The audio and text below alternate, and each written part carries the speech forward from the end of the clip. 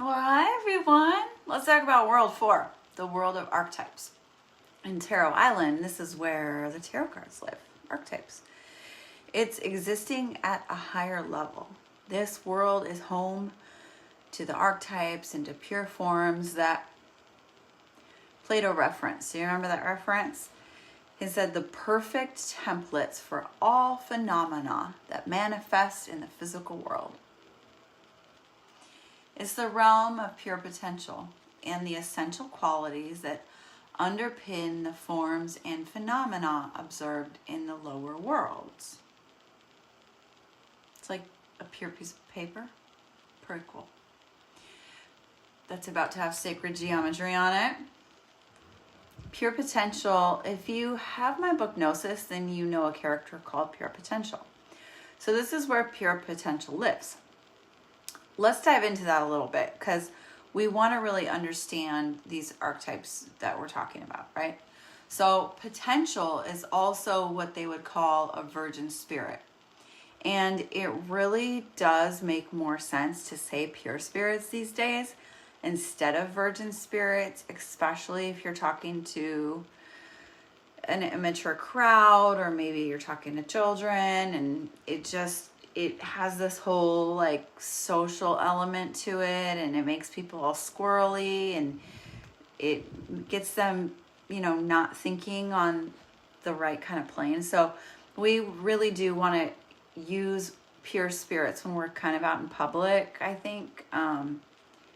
But in the Cosmo conception, we do use the word virgin spirit. So in association with the realms of archetypes, they can vary across different esoteric traditions, but hopefully we can clarify how these ideas might typically be interpreted within a framework like Rosicrucianism.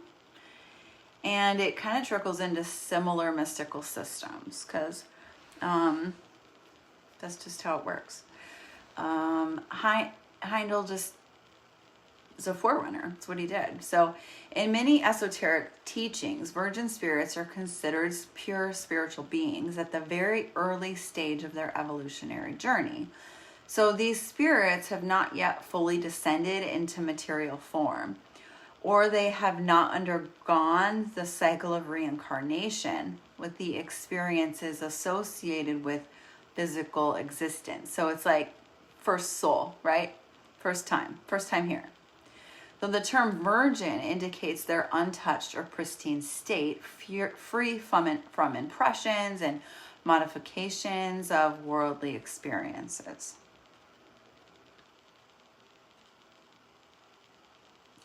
The realm of archetypes, often referred to in philosophical and mystical context, is a conceptual layer where universal forms or ideas exist.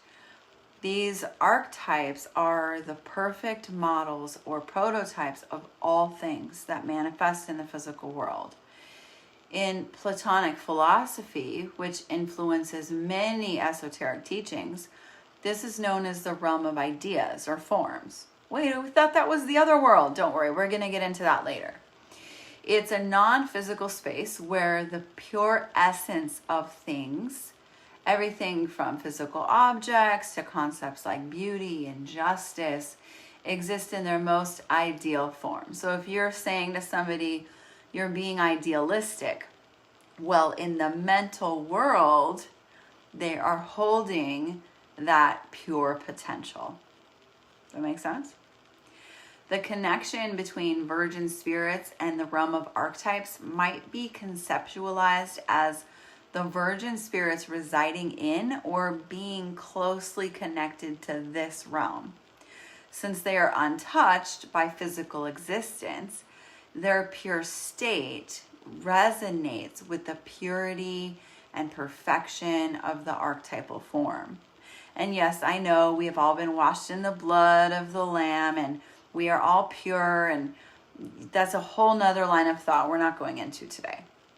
But in this sense, virgin spirits might be seen as existing in a realm where they can directly interact with or be influenced by these perfect forms without even meditation or physical matter or personal experience. So you can be influenced even if you weren't influenced. Is that cool or what? So what is their role anyway? Well, in this realm, virgin spirits can be thought of as learning or absorbing fundamental truths and patterns that govern all creation. So they can see like all of it. So this aligns with the idea that these spirits are preparing for their eventual journeys into the lower, more material realms, where these archetypal forms will manifest as diverse phenomena. So they're getting ready to be here. We can go into diverse phenomena. If you guys are interested, let me know. But right now we're moving on. So the connection implies that the evolution of a virgin spirit involves understanding and integrating the universal truths and patterns represented by the archetypes.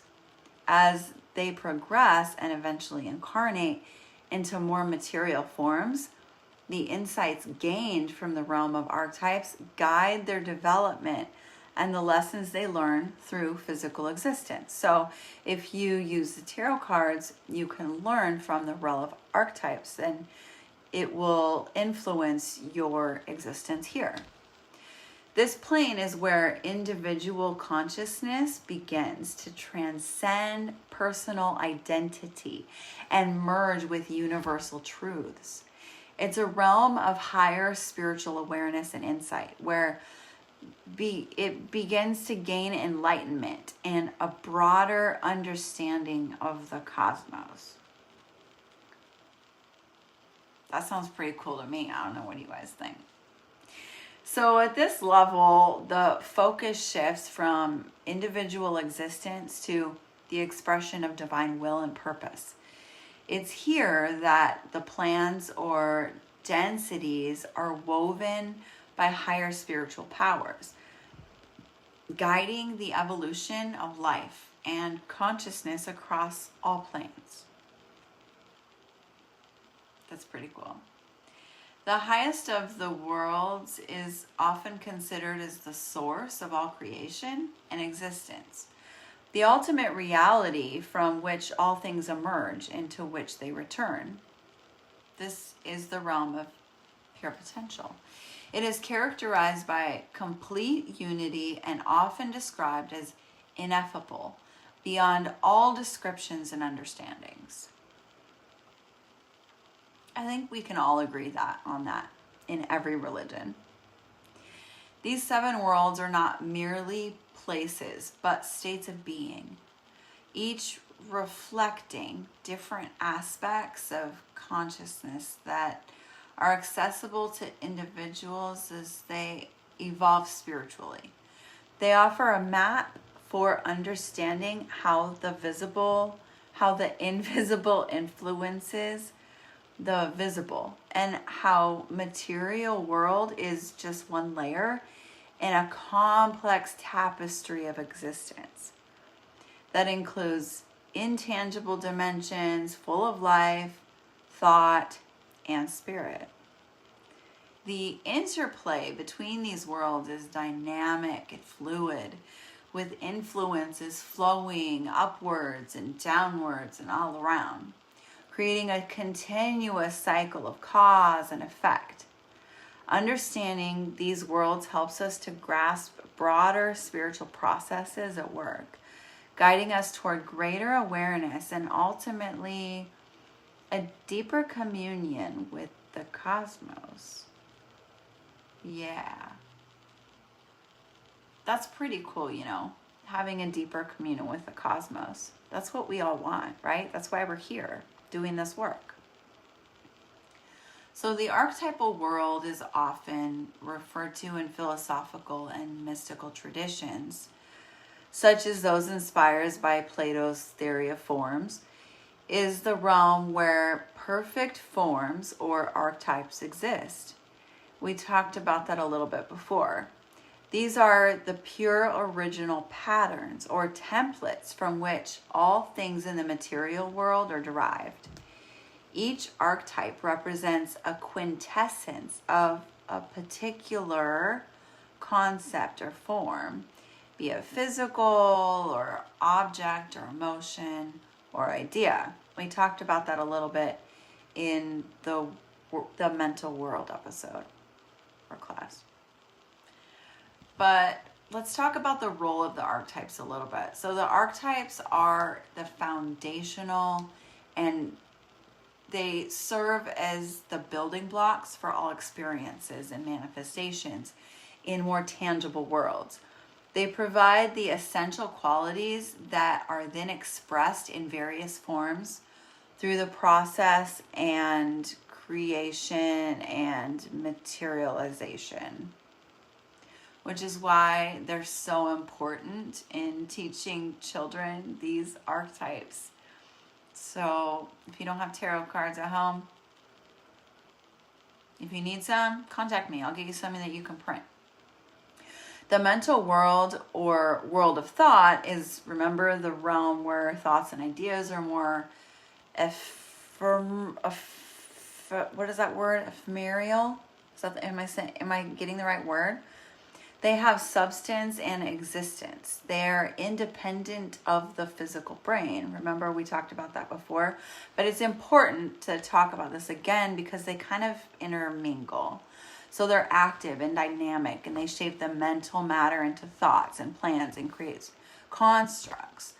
And that leads us into the relationship of the archetypes. While the archetypal world contains the perfect, unchanging templates or essences, the mental world involves the active engagement and manipulation of these forms. Thinkers and creators in the mental world draw upon archetypes. They interpret and reshape them into new thoughts and ideas.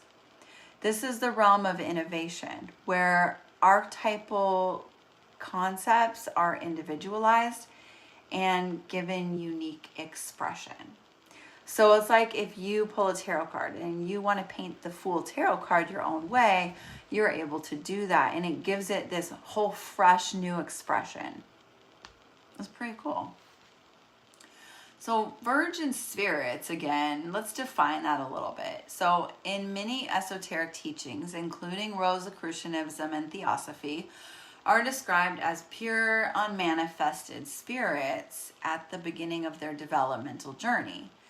They're pristine, and they're not have yet undergone the complexities of this material existence, right? So I think that's a pretty simple definition. And again, if you guys have questions in the club, we can absolutely talk about it.